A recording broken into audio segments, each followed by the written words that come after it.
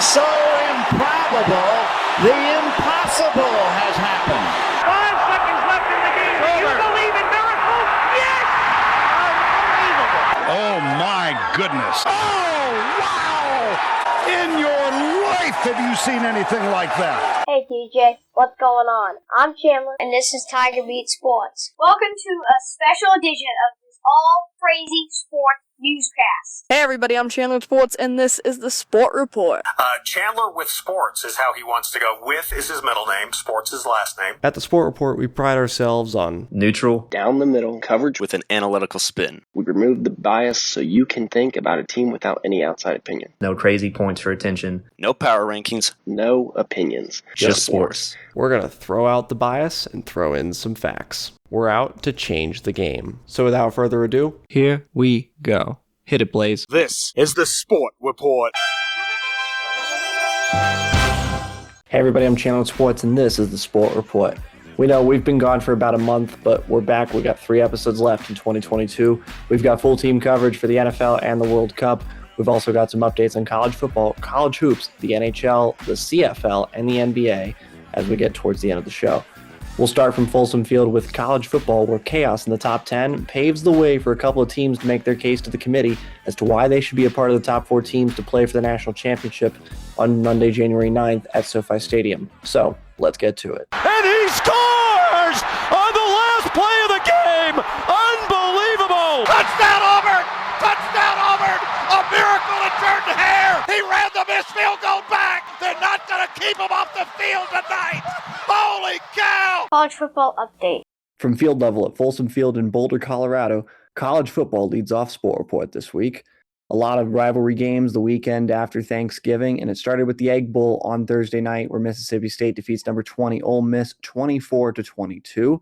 On Friday, it was a battle of the Sunshine State. Florida State, 16th ranked Florida State, defeats Florida 45-38.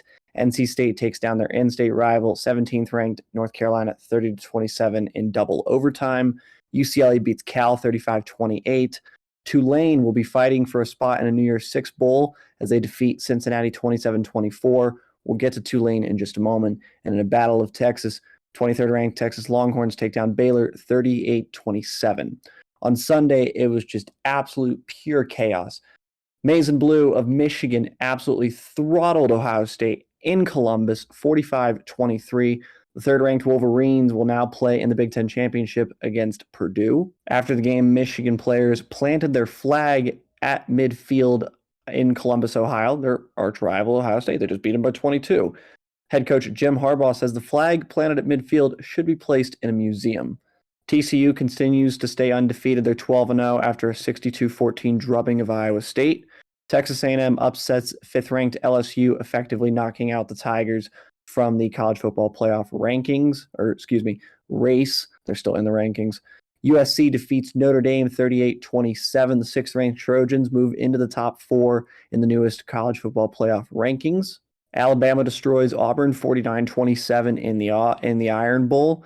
Oregon State comes from behind. They score 21 fourth-quarter points, 38-34 over 9th-ranked and in-state rival Oregon. Oregon falls to 1-5 versus ranked teams in November and December over the last 2 seasons. While we were at the CU-Utah game where Utah defeated Colorado 63-21, they showed the Oregon State score, and that was the loudest roar of the entire night. No kidding. Speaking of Colorado, we've got some interesting news to report about them. We'll get to that in a minute as well. Kansas State defeats Kansas 47-27. The 12th-ranked Wildcats will take on TCU in the Big 12 Championship on Saturday. And finally, in a battle of the Bluegrass State, Louisville was ranked for the first time all season. They drop out of the rankings after falling to in-state rival Kentucky 26-13.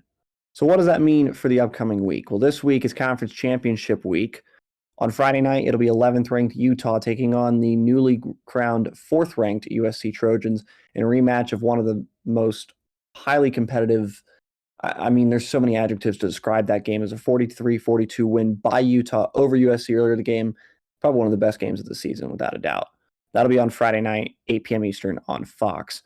On Saturday, multiple championship games, starting with the Big 12. Kansas State is now 10th ranked. They'll take on now 3rd-ranked TCU. at noon Eastern on ABC. In the SEC title game, the 14th ranked LSU Tigers can spoil the party for the Georgia Bulldogs. Georgia is ranked number 1 in the second to last rankings. The top 4 teams advance to the semifinals of the college football playoff. In the American Conference, 22nd ranked UCF will take on 18th ranked Tulane.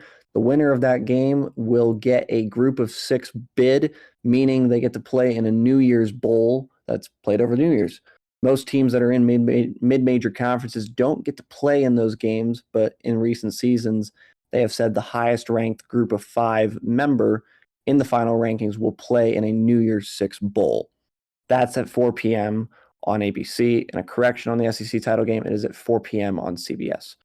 In the Big Ten title game, as we mentioned, Purdue will take on second-ranked Michigan. The Wolverines are 12-0 on the season.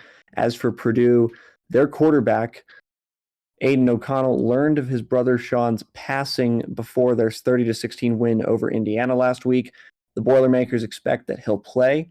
He's looking to become the 3rd Purdue quarterback to win a Big Ten title since 1953. Mike Phipps did it in 1967 and Drew Brees in 2000.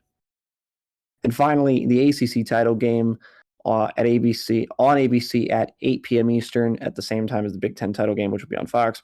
On ABC, the ACC title game between 9th-ranked Clemson and 23rd-ranked North Carolina. Clemson does not have a chance to make the college football playoff. They fell to South Carolina this past week, 31-30. The Gamecocks of South Carolina are now ranked 19th, but they will not be playing in a conference championship this week. They have back-to-back top 10 wins to finish their regular season as they knocked off 5th-ranked Tennessee 2 weeks ago. South Carolina is the first unranked team to knock off consecutive top 10 teams in the AP poll since Auburn in 2003. Some other coaching news from around college football. Matt Rule is headed to Nebraska. He was originally looking at CU, but he had a change of heart and decided to head to their arch rival. Just remember, Colorado and Nebraska face off in week 2 next season here at Folsom Field. Speaking of Colorado, is Deion Sanders going to Colorado? Is Coach Prime leaving Jackson State? Well, from our sources on the ground here, we still don't have an answer. So we'll find out when all of you find out, because nobody seems to know for sure what's going to happen other than Deion confirming that he's received an offer, but we don't know much more beyond that. And finally, one of the last dominoes to fall, Hugh Freeze is leaving Liberty and he's going to Auburn. Freeze used to be the head coach at Ole Miss, one of the SEC rivals for Auburn. So that'll be a very interesting homecoming for Freeze next season. And I said that was final. We actually have 2 more things to cover. Luke Fickell is leaving Cincinnati to take over as the head football coach at Wisconsin, which is a surprise, as most people thought that Jim Leonard was going to take over as the head coach at Wisconsin. Instead, it'll be Luke Fickell. And now the final coaching domino to fall. The Oregon offensive coordinator, Kenny Dillingham, has now been named the next head coach at Arizona State. The 32-year-old heads to Tempe after a season up in Eugene, so he's just going to travel down the West Coast and take over a Pac-12 rival. So we'll see how that goes, and we'll see how all these coaches do next season. But for this week, we're going to focus on college football's conference championships before the final rankings come out on Sunday. That covers college football. Now to the NFL. Young quarterbacks are balling out. Late 2-point conversions make analytics people like us happy, and a couple of upsets sure to shake up the playoff races. Oh, and the Odell Beckham Jr. saga now involves a run-in with an American Airlines flight attendant. This is Around the NFL. Pass is intercepted at the goal line by Malcolm Butler. How in the world? Oh, my goodness. It is now time for Around the NFL with David Miller. Pleased to be joined by our Sport Report NFL correspondent, David Miller. D. Mills is a dear friend of mine. We've known each other for over 15 years. We actually did something very similar to this back when we were in elementary school. We're thankful to have D. Mills join us this week as we cover Week 12 of the NFL season. Thanksgiving Day had 3 games on it. The Buffalo Bills become the first team in NFL history to play a road game in the same stadium or play a home game in the same stadium they played a road game in the week after. They take down the Detroit Lions 28-25. Josh Allen threw for 253 yards and 2 touchdowns. And for their second win in 5 days at Ford Field, not a bad showing for the boys from 6 feet under snow. Let's see. Dallas Cowboys 28, New York Giants 20. And D. Mills, How about them Cowboys? How about CeeDee Lamb? He's so good. He seems to be open all the time. The Giants, of course, like we talked about, are kind of beat up, but that's a lot on their O-line rather than their defense. Dak, 260 yards, 2 touchdowns, 2 interceptions. Both their running backs had more than 15 carries, with Zeke having 16, Pollard having 18. Both broke 60 yards. Cowboys just looked great. Hey, but at least every team in the NFC East is above 500 and in the playoff position in the NFC. They're the only division in football that can say both of those things. We'll get to the AFC East at some point during the show, but that covers the first 2 games on Thanksgiving. The Vikings defeat the New England Patriots 33-26 in the nightcap. Can you believe that Mac Jones threw for 382 yards and still lost the game? Never. The Patriots losing a game where Mac Jones throws for 300 yards is not something that I had down for this game at all, or for the rest of the season.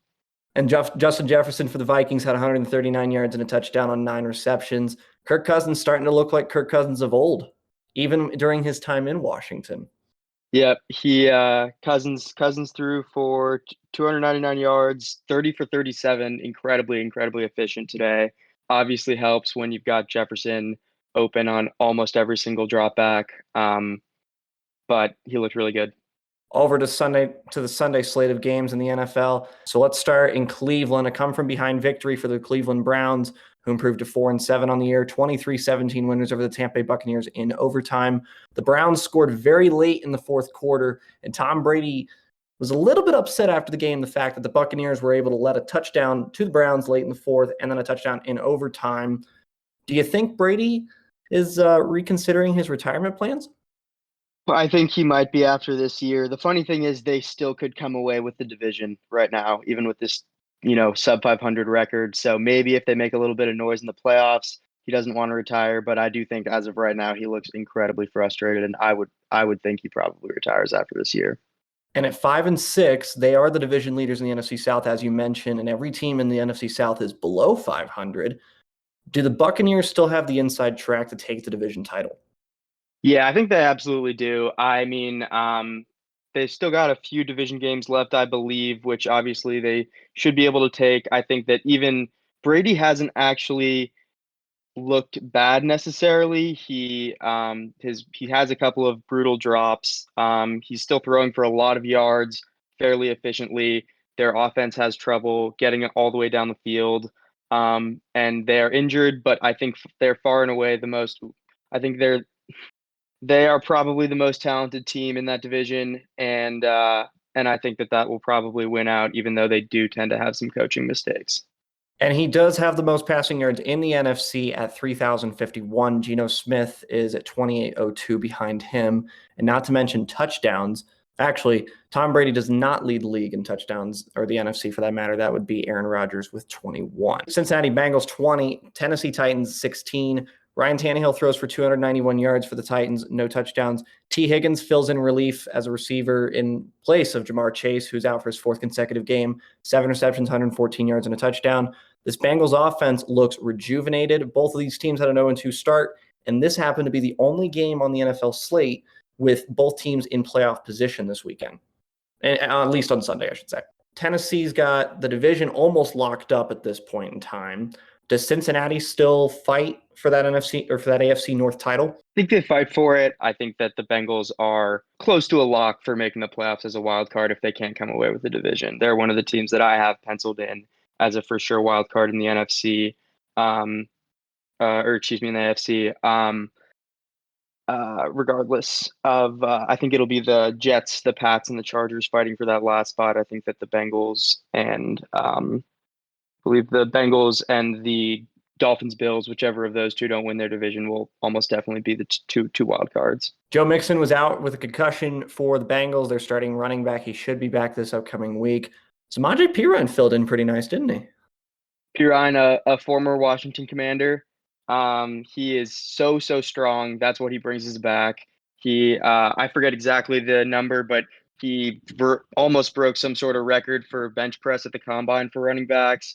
He is just a strong physical back, and he actually can catch some passes, which I didn't really see too much in Washington when I watched him, but that's how the Bengals have been using him.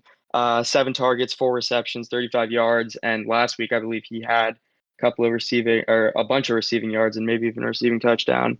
P. Ryan, good. Everyone on the offense is stepping up for the Bengals. And we're starting to see their offensive line signings actually kind of matter. Early in the season, Burrow was still taking a lot of sacks, which the offensive line was the main thing they addressed this offseason. People were a little confused. I think it kind of tends to, oftentimes when quarterbacks do get better offensive lines, they tend to get more confident, more cocky, taking all their time in the pocket. Burrow last year, terrible offensive line, knew he needed to get it out. 3-step drop, get it out. 4 seconds or less, get it out. Early in the season, he was being way too confident, taking way too much time in the pocket, taking his sacks. Now he's kind of calibrated to having this more talented offensive line that can protect him a little bit better, not taking all the time in the world, still making quick throws like he was last year. So even though they're missing some weapons, obviously it will help to get Jamar Chase back. And I think that they're moving to be a kind of a scary team in the playoffs, even though they looked kind of mediocre early in the season. Speaking of a scary team that could be in the playoffs, you were just talking about the Miami Dolphins. They improved to 8-3 on the year, a 30-15 win over the NFL's worst team in the Houston Texans. The Texans made it interesting. They were down 30-0.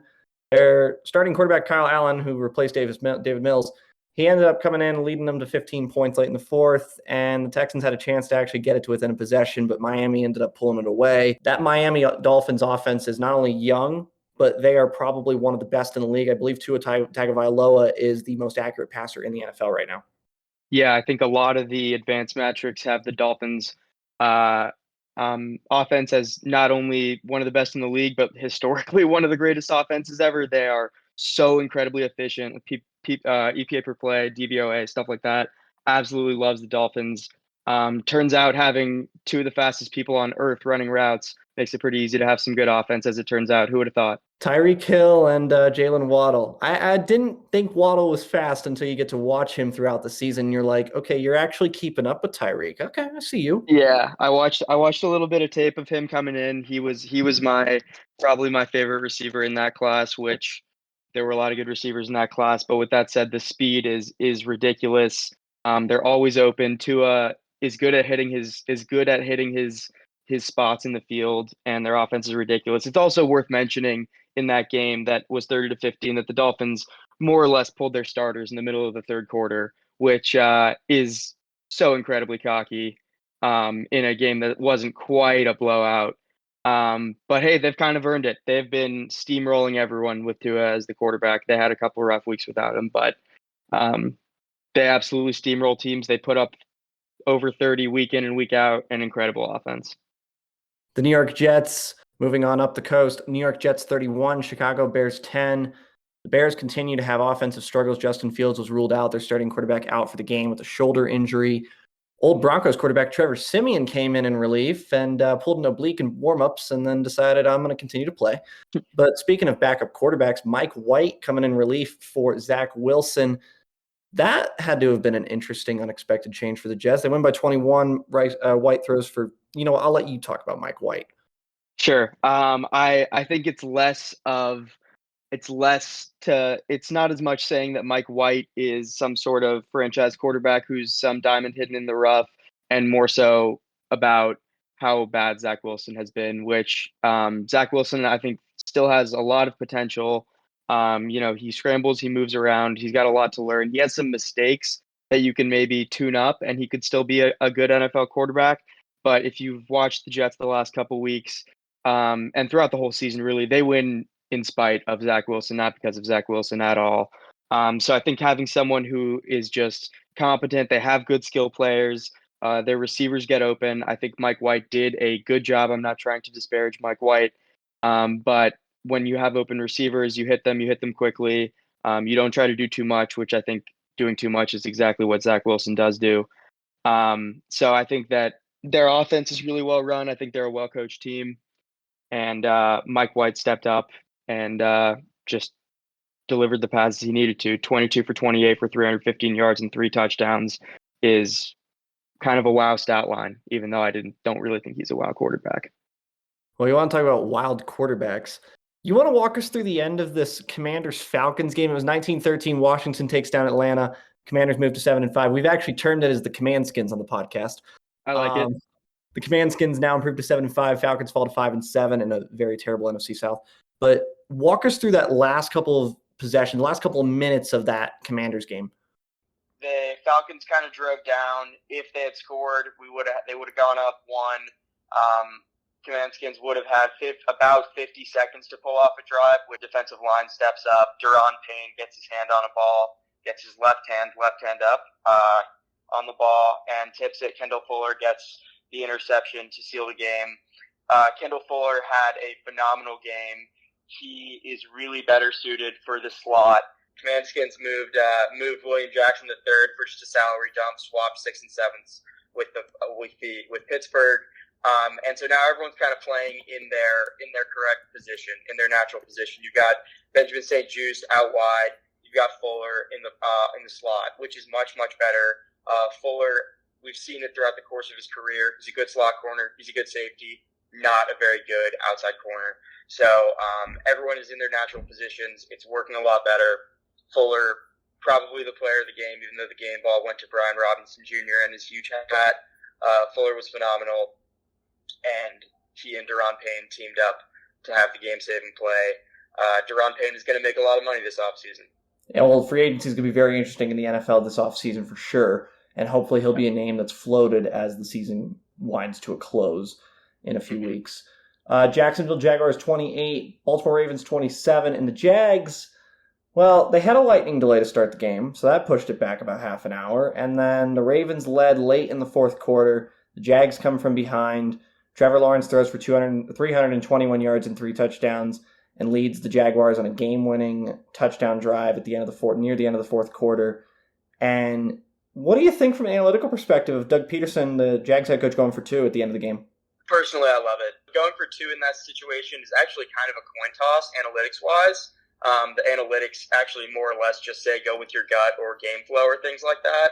And I think he nailed it. I think that game flow-wise, it was a high-scoring game. They were able to score. They want to go out there and trust their offense. So I love it. I think that going for 2 in that exact situation is, it can kind of depend on whether you think you're the better team or not, or whether you think you're trying to steal a win, which I would definitely put the Jaguars in the steal a win category here. So I really liked it from Peterson. When you're trying to sneak out a game against a more talented opponent, can definitely be the right move. Who knows how overtime is going to go?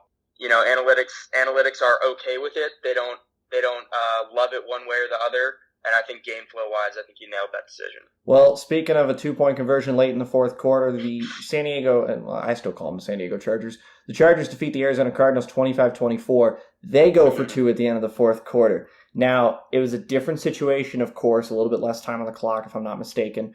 You have Justin Herbert compared to Trevor Lawrence, a little bit more of an experienced quarterback, even if it's by a year.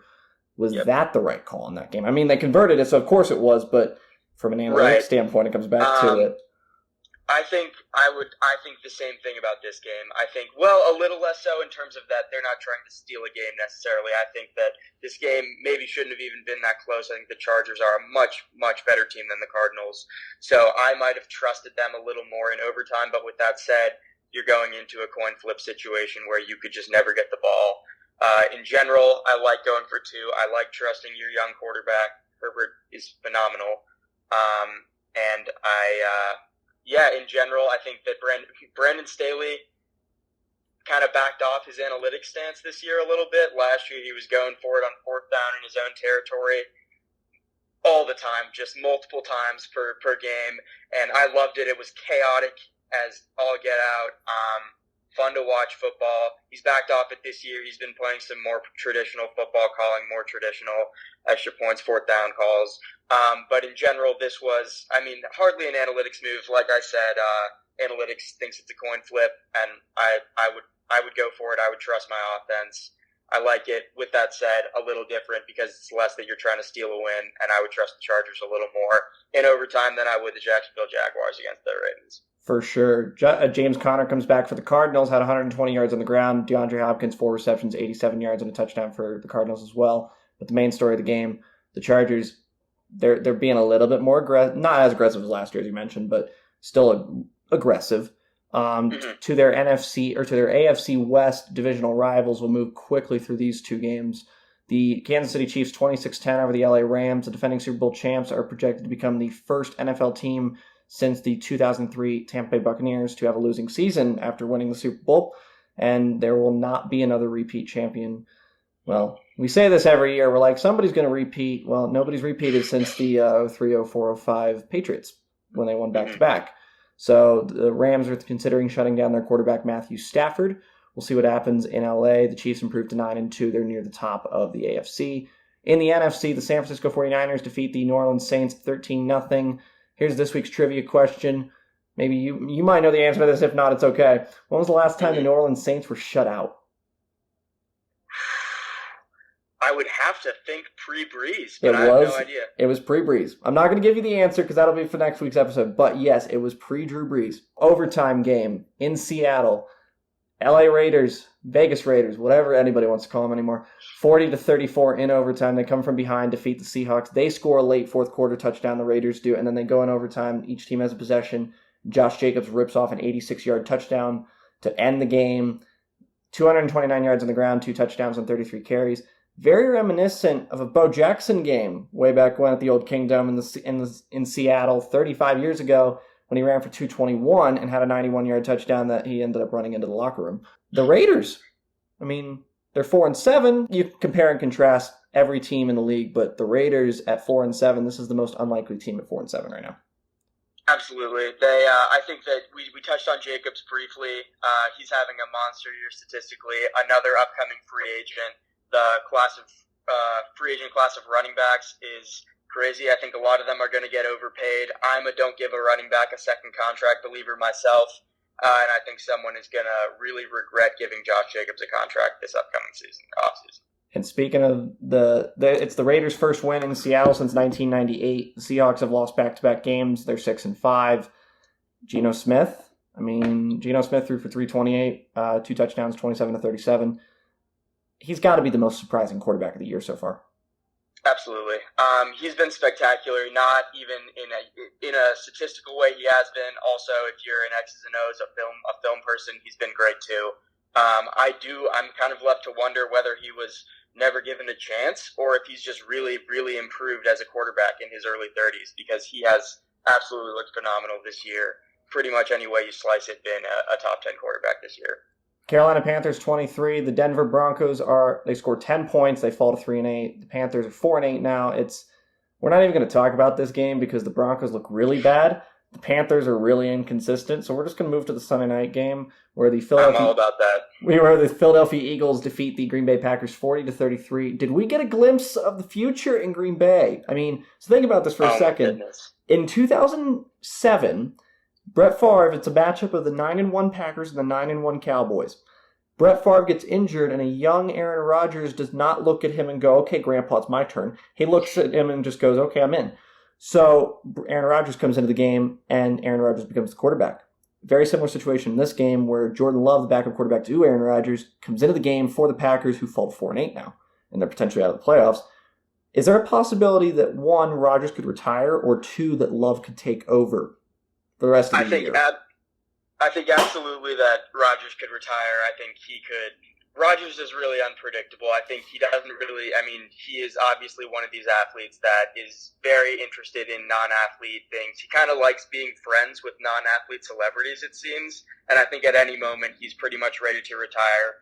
I think that he would have retired before LaFleur got there and they started just ripping off 13-win seasons again and again and again. And he was a back-to-back MVP. I think he was pretty much ready to hang it up before that. And I think if there's not going to be team success, I think he's definitely ready to hang it up. With that said, Love becoming a franchise quarterback, he did look great, and it did give the entire rest of the NFL that feeling of, oh my gosh, are the Packers going to have 3 quarterbacks over the span of 50 years? I'm not sure yet. We haven't seen enough. Love was not even really slated to be a first-round pick coming out of college by many.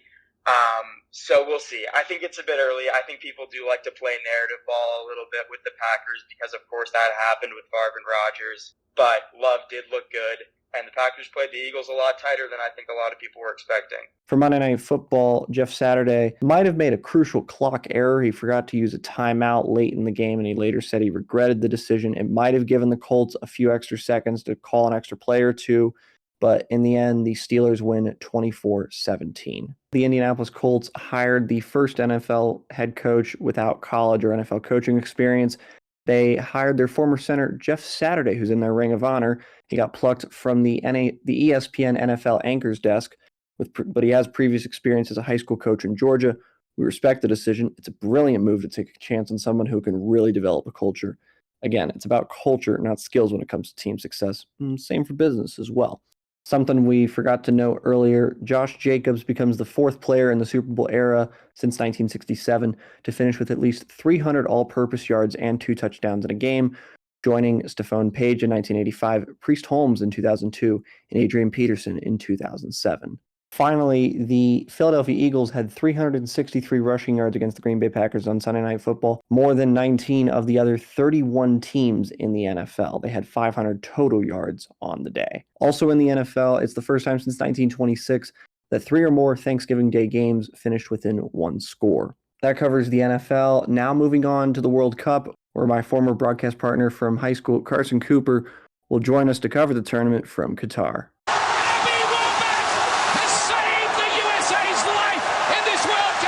You could not write a script like this. Name on the trophy. And Solskjaer has won it! England have done it in the last minute of extra time! Carson Cooper joins us from Doha, where the World Cup is being staged this year. And we'll start in Group A. Netherlands, Ecuador, Senegal, Qatar. 4-4-3-0 on the point scale. And Netherlands topping the group was expected. Former Man United manager Louis van Gaal is in charge of the Dutch again, led them to a third-place finish in 2014. Ecuador or Senegal? Now, Ecuador's in second, Senegal's in third. Ecuador plays Senegal in the final match coming up. We're recording this on Monday, so this is coming up on Tuesday. Is that an intriguing matchup? Because that decides who goes through in second. Oh, absolutely. I mean, it's going to be pretty tight, I'd say. I'd honestly, if Sadio Mane was healthy and fit for Senegal, I'd say hands down take Senegal. But I think this one's going to honestly be a bit of a coin toss as to who makes it through. And we'll see which team ends up going through. Both teams actually have a shot to overtake the Netherlands if the Netherlands were to fall apart against host nation Qatar. That's Group A. Group B was considered the group of death by some, not all. We'll get to that in a minute. But Group B, England's in first on 4 points, Iran on 3, USA on 2, Wales on 1. The United States plays Iran for the first time since the 1998 World Cup when they lost to them. Is there a possibility that the U.S. can win this game and jump ahead of Iran and qualify for the round of 16 and potentially finish over England in first? Oh, more than a possibility. Like, I don't think they're going to finish in first, but definitely to secure that number 2 spot, absolutely, it's more than a possibility. And, the thing, I think the key talking point is here, we're going to see how far they've come these past 4 years. Honestly, it's poetic justice in a way. I mean, think back 4 years ago when we couldn't even qualify in a must-win situation against Trinidad and Tobago. And now here we are again in another must-win situation against a team who's not as strong as us, that definitely have the capability to hurt us.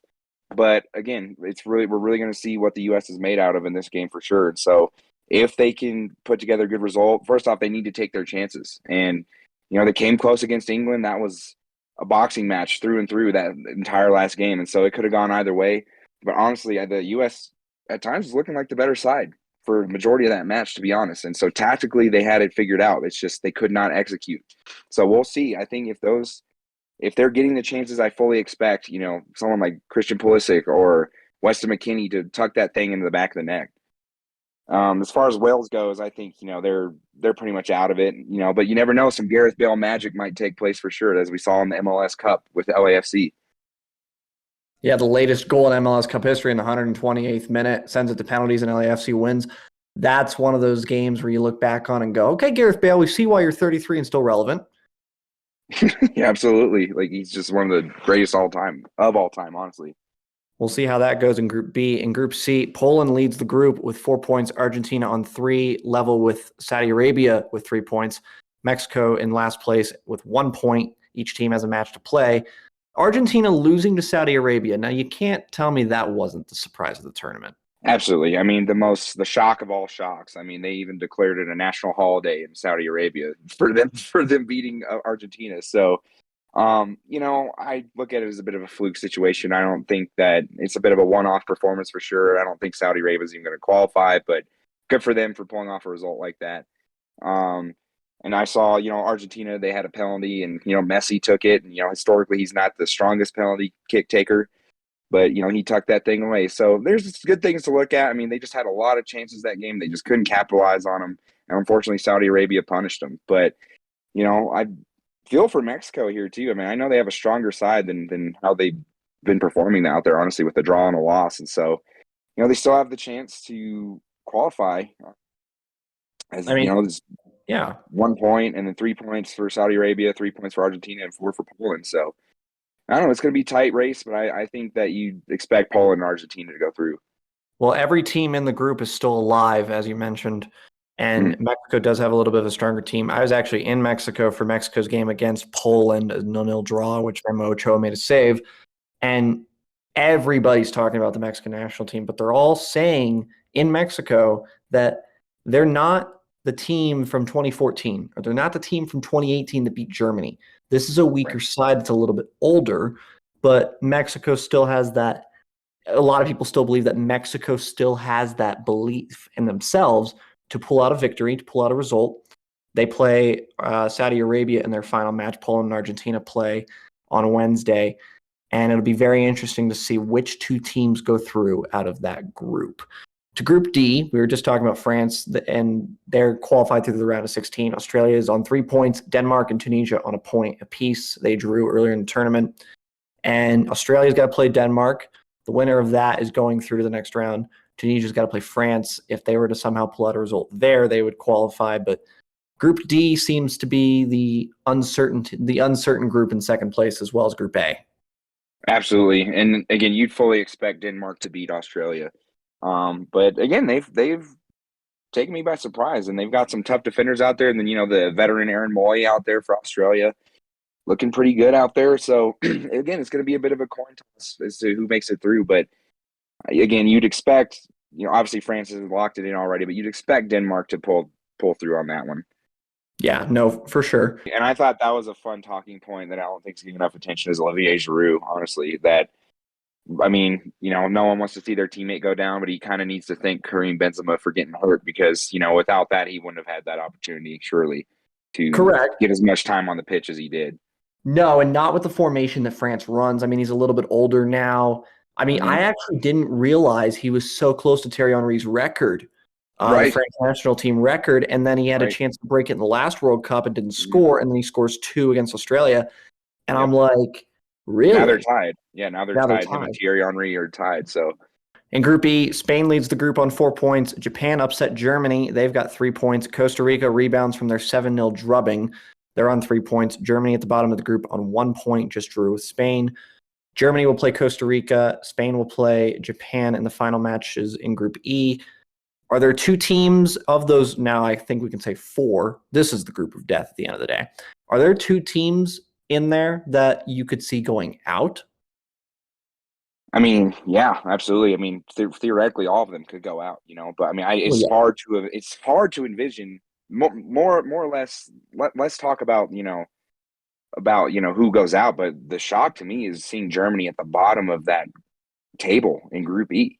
I mean, that is a shock to me, seeing them have 1 point and against teams like Costa Rica and Japan. And, I know they've yet to play, they've yet to play Costa Rica, but still, I mean, you'd expect them to be higher up in the table. So surely they're going to need some help from Spain. Spain needs to beat Japan, and they need to secure, then that way Spain will secure the number 1 spot. And then Germany has a lot of work to do against Costa Rica. And if that happens, then they'll slide right into that second spot, and it should be Spain and Germany sliding into that knockout stage. Should be, and we'll see what happens in that group. 2 former World Cup champions in Spain and Germany, one of which could potentially be out, or both could potentially qualify. That's the group that I look at and I go, that's the most intriguing group to watch on Thursday, or for the rest of these 16 matches yet to be played in the group stage. Absolutely. To Group F, Croatia, 4 points, Morocco on 4 points, Belgium on 3, Canada is eliminated. They have no points. So we're only talking about 3 teams here mainly. Credit to Canada, they got their first goal ever at a World Cup in their 5th match. That came against Croatia. Then they lost to Croatia. But Croatia's at the top of the group. Is Morocco surprising by any stretch of the imagination, or was this kind of coming because they're an African nation playing closer to home? Yeah, I mean, honestly, they're a bit surprising, to be honest. I mean, they've pulled off some good results, though. I mean, going back even before, they beat Georgia 3-0. They, going back to some other international games, they drew with Paraguay. They beat Chile 2-0. And so, I mean, it's a strong side. You just don't expect them to be edging out Belgium.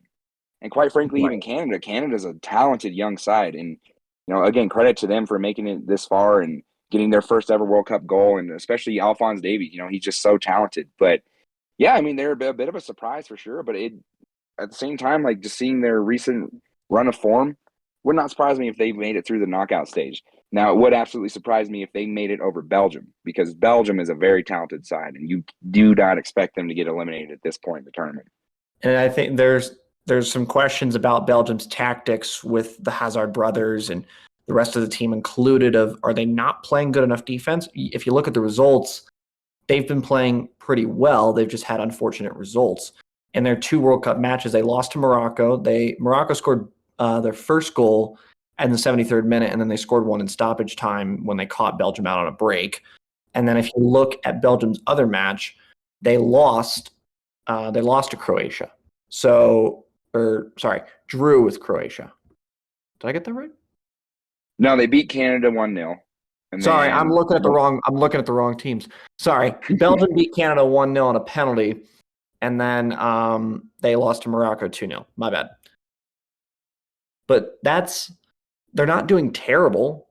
They've only scored or conceded 3 goals. But by their standards, they're doing bad. And again, with all that talent up front, I mean, they're really missing Romelu Lukaku. That's the first thing. Number 2 is Kevin De Bruyne looks not necessarily like off color out there, but you can tell that he's still, and I'm not trying to use it as an excuse, but you can tell that he's still they're all trying to mesh with each other and still get that team chemistry together. You know what I mean? Like, they all came from their own respective top flight seasons and wherever. And now they get thrust back into, a team environment again. And, in the middle of the Qatari desert, and said, all right, let's go pull off some results, And so it's hard. I understand that. But at the same time, these are guys that have been, they're talking about the last chance, the golden generation for Belgium. These are guys that have played together for many, many years. So it's shocking to see them look as if they don't have much chemistry out there. And so De Bruyne really needs to take control of that game in the midfield. He needs to be more crisp with his passes. And really, he is the catalyst for every chance of that team, honestly, just like he is for Man City. If they get him going, it's going to be Belgium through to the knockout stage. No question about it. And Belgium is like Mexico. They've been around for so long with this team, and they're starting to get a couple younger players into the system. But at the end of the day, this is the golden generation. This is their last chance. And it feels as if they don't convert here and they don't get far enough into the knockout stage, people are going to look back on this generation of Belgian footballers and even Mexican footballers and go, that was kind of a failure. Am I wrong? Absolutely. And I mean, they know there's a lot of pressure on them. And I hopefully that's not what we're seeing out there on the pitch for them. Again, getting beat 2-0 by Morocco. But, Kevin De Bruyne in a post-game press conference even a reporter had asked him if Belgium even has a chance to win it all. And he sarcastically said, oh, no, we stand no chance. We're too old. And so a lot of people, when you see it in writing, you can't detect the sarcasm. You need to listen to his interview. But a lot of people didn't hear him talk. And so a lot of people are like, wow, even De Bruyne is like giving up on his team and blah, blah, blah. And, they're running away with that kind of narrative. But it was just pretty funny humor. He's just like, oh, we're too old. It's not going to happen. But again, it's sarcasm. But you have to question at the end of the day, is there some serious undertone to that, even like partially? I don't know. And that's a valid question. That's why I'm not a huge fan of traditional media, because people can just spin a story and fit their agenda however they want. And it's a huge pet peeve of mine. Finally, to Group H, Portugal, 6 points, Ghana on 3 points, South Korea and Uruguay on 1 point. Portugal and Ghana played a 3-2 victory to Portugal earlier in the tournament. The Portuguese have qualified. Them and Brazil. Oh, wait, we skipped Group G. Wait, we're gonna come back to Group G in a second. Portugal is on 6 points. They'll qualify. Ghana has a chance to qualify, the best chance. Uruguay, they're the only scoreless team in this tournament. Oh, wait, correction. Tunisia and Mexico would like a word with me. But they are one of 3 scoreless teams in this tournament. Yeah, I mean, all of it's alarm bells, to be honest. I mean, again, you look at that attacking unit, and especially with the veteran leadership that they have up there with Luis Suarez, Edison Cavani, and even the younger talent such as Darwin Nunez. You know, I mean, how can they not even net a single goal? You know, it's alarming. It's I don't understand how with like such a solid squad like that, they can't even find the back of the net. So I don't know, definitely just a dud coming out for them in this World Cup. And you know, same thing with South Korea. You know, they've at least scored a couple of goals, but you know, it's looking like Portugal. I mean, Portugal's for sure in it, and then Ghana, they just look dangerous all the time going forward, don't they? Oh yeah, they do. Valverde should move a little bit forward, which, you know, might mean that they need to change the formation. But if they don't, they need to get Suarez to play a full 90. They need to get Cavani to play a full 90. They need to get some of these younger stars that have come into the side to produce. And I mean, Nunez is not doing well. Betancourt is not doing well in midfield. Uruguay's not keeping possession. And for South Korea, Right. Heung-min Son's finally back healthy, or at least somewhat healthy enough to play. South Korea looked really good. They put in probably 20. They probably put in about 20 crosses in the final 10 minutes today against who'd they play today? Ghana. So, and they didn't score, which was incredible. But Ghana wins that game 3-2. They lose to Portugal 3. It's just that group has so many goals in it. It's amazing. Ghana looks like a team you don't want to get stuck with in the round of 16. They are scary in the attack, man. Like, oh my word, they are absolutely. They have 5 goal scorers. They have the potential to have 5 goal scorers on that team. Oh yeah. And the way they run the formation is very scary as well. And now to the group that I sadly skipped, Brazil. We're in Group G. It is Brazil in first place on 6 points, followed by Switzerland on 3 points. The Swiss lost 1-0 to the Brazilians. El Seleção have qualified for the round of 16. Cameroon and Serbia both on 1 point. This group is actually going according to plan by most people's predictions. Honestly, yeah. I mean, everybody expected Brazil and Switzerland, you know, and you know, you'd like to see a little bit more out of Serbia there for sure. You know, you'd expect Cameroon to be on the bottom, but obviously in terms of goal differential, Cameroon's just ahead. But yeah, it's the only thing that's about gone to script this entire World Cup, to be honest. No kidding. Yeah, it seems like every time we start a new day and have 4 matches on it, it's like, oh, well, this team was not expected to win. This team was not expected to draw. And, you know, this player is not performing up to par. Speaking of players that, you know, might not be performing up to par, Lionel Messi is under so much pressure that they're starting to create, like, fake reports that he's going to Inter Miami. How about that, huh? Well, I don't know. I mean, you never know if a report's fake or not until it actually happens or doesn't happen, you know? So, I mean, I'd still say he's still got enough football left in his career to not make a move to the MLS just yet, but I wouldn't entirely rule it out. You know, with David Beckham's leadership, especially in Inter Miami, it would attract a lot of people of Messi's caliber for sure, rather a lot of players to join that side. But yeah, I just don't see it happening, especially next season, you know, and it seems like PSG have finally clicked. They finally hit their stride. You'd expect them to make a deep run to the Champions League this year for sure, and for sure win out league on. So yeah, I mean, people are always going to make up the fake stories too. I mean, you're seeing Mexico get mad. I don't know if you saw this. This was all over social media too, but they were one of the boxers, a famous boxer from Mexico, whose name escapes me right now, but made a tweet out that Messi was disrespecting Mexico and stomping on a jersey in the dressing room after Argentina's win. And in the video, you can literally just see Messi accidentally stepping on the jersey when he's just taking off one of his cleats. And so, they're just kind of looking for something there. They're trying to fish and trying to defame Argentina, defame Messi, and say, oh, and I think he said something along the lines of, he better pray to God that I don't see him, right, kind of because he's disrespecting Mexico or whatever. Is Canelo Alvarez. Exactly, yeah. But there's really nothing in it. And even, other teammates from Argentina took to it, and former teammates as well, such as Sergio Aguero. They say, look, you're obviously a boxer. You don't know what happens in a dressing room. There's jerseys on the floor all the time. Like, don't read too much into it. That's what Aguero had told him. So, but I mean, you have that target on your back when you're Messi is what I'm getting at. You have all sorts of heat coming at you, whether it be, false links to certain sides, and coming to the MLS and whatnot, or just people just completely making up stuff about you, when you're just trying to celebrate a win with your team. In Group A, Senegal becomes the first African nation to beat a South American side at the World Cup since Cameroon defeated Colombia in 1990, ending a 21-game winless run for African sides, 4 draws and 17 losses.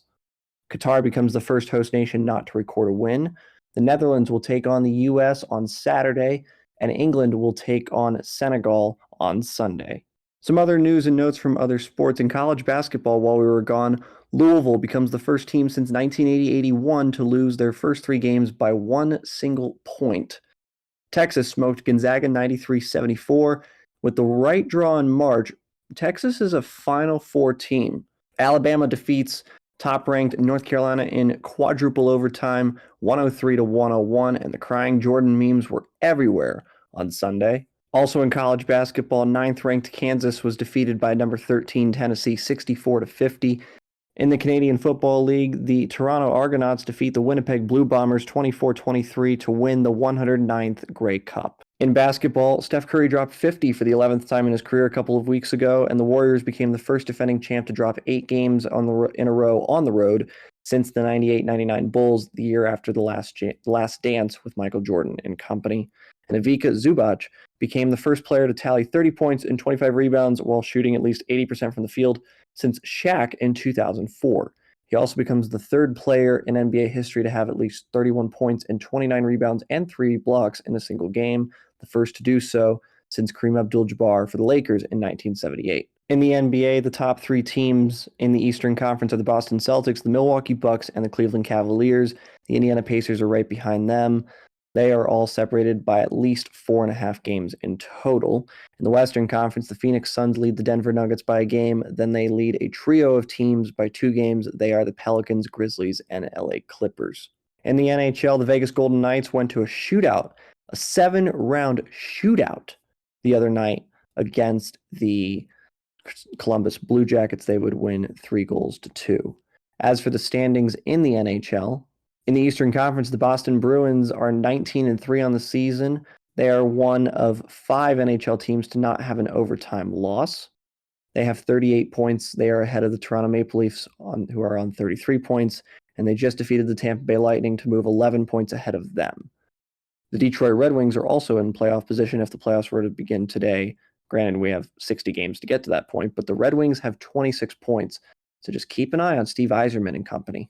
That's in the Atlantic Division. In the Metropolitan Division, the New Jersey Devils also have 38 points, but have played a game more than the Bruins. The Islanders and the Hurricanes are on 30 points and 29 points right behind them. In the Western Conference, the Dallas Stars have 30 points. The Jets have 29 points. They just shut out the Colorado Avalanche 5-0.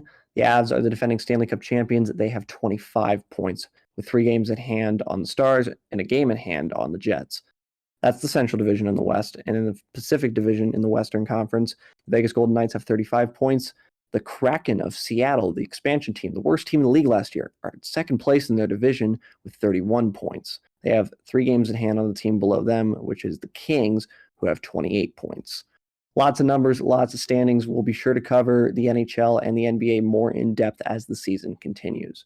For now, I'm Chandler. So let it be written, so let it be done. Thanks for tuning into the Sport Report today. We'll be back on our next episode with the latest in sports. Right now, we're still working on a website, but if you want to follow us on social media, we are at SR_CWS on Instagram and Twitter. You can also find our podcast on Anchor, Spotify, iTunes, Google Play, you name it. We're on almost every podcast platform. This podcast is copyrighted by the Sport Report for viewers to understand sports from a news reporting basis. Any other use of this podcast, Sport Report logos, or anything associated with this podcast without the express written consent of Channel Sports is strictly prohibited.